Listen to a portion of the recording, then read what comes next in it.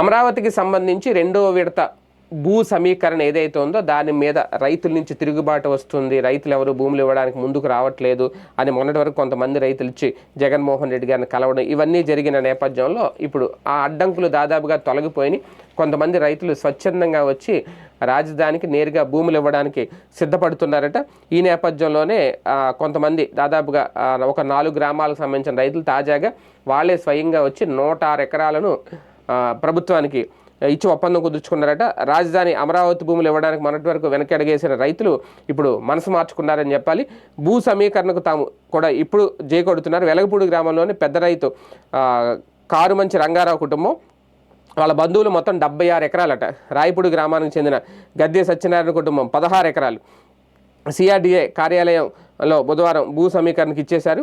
వీరితో పాటు తుళ్ళూరు, రాయపూడి, వెలగపూడి గ్రామాలకు చెందిన రైతులు మొత్తం 106 ఎకరాలను అప్పగించారు అనేది ఓవరాల్గా. అంటే ఇంకా ఇవ్వాల్సి చాలా ఉన్నాయట. అందులో ఇప్పుడు ఒక 106 ఎకరాలు అయితే వచ్చింది. అంటే క్రమక్రమంగా రైతులు మనసు మారుతోంది. ఎందుకంటే రాజధాని అభివృద్ధికి తమ వంతు సహకారం కృషి చేస్తున్నారు.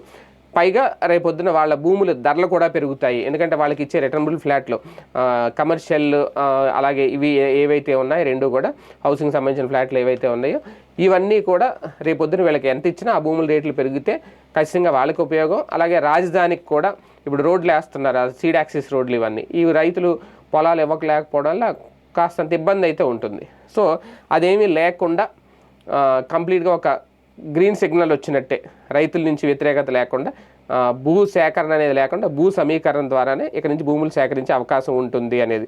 మరి చూద్దాం ఎంతవరకు సక్సెస్ అవుద్దాం.